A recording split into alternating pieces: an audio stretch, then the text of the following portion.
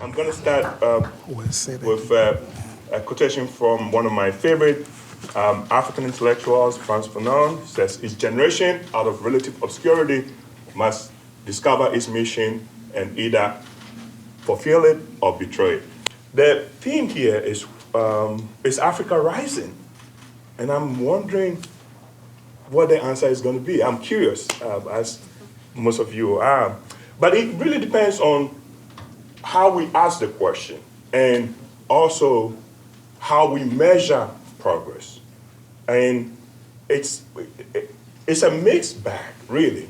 I'm not going to take too much of your time. I just want to briefly touch on some of the things that I saw today. So, looking at the newsstands this week, this is the week when Africans are proud because a Kenyan teacher has won a very prestigious international award for being the best teacher in the world.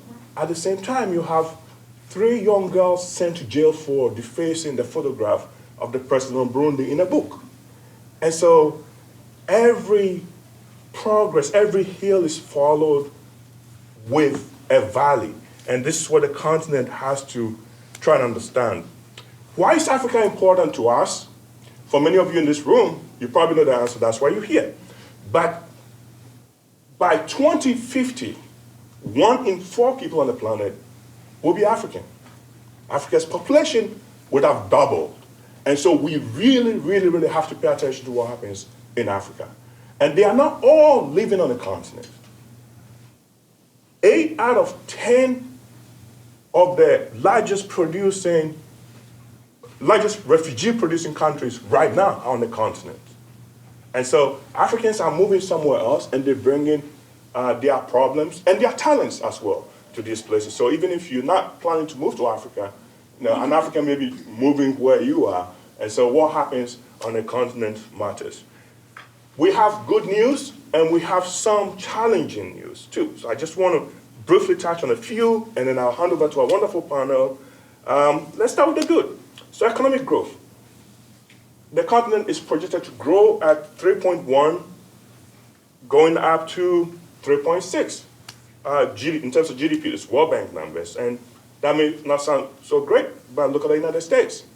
Record growth is 2.6, and so Africa is trending upwards in terms of economic growth.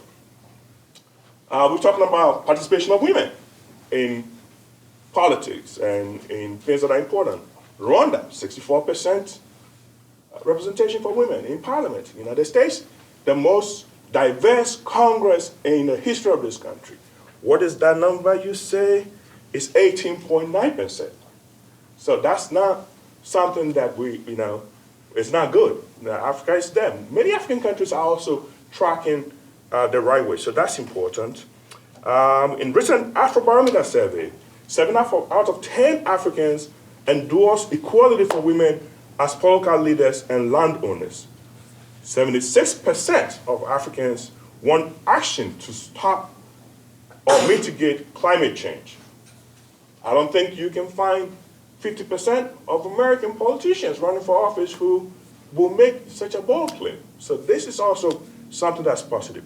But as I said, for every hill, there's some kind of a valley. So let's look at the back.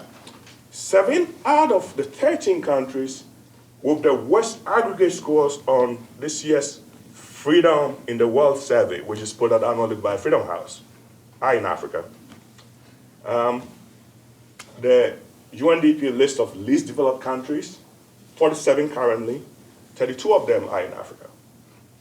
And Afrobarometer, which is a wonderful resource if you're interested in Africa, sometimes we don't look at the African sources. So I want to plug Afrobarometer. Look at Afrobarometer. They do wonderful work doing surveys all across Africa. 58% of Africans rate their government poorly on the management of the economy. 73% of Africans think their government has not done a good enough job on job creation. And that is number one. If you understand the demographics, the youth bulge, all those young people, they need jobs. And not every one of them can create their own job like our 2 wonderful students have. And so this is what the problem is going to be. The population is growing, there are no jobs on the continent. So people are going to be moving places. We're going to see all kinds of problems here and there.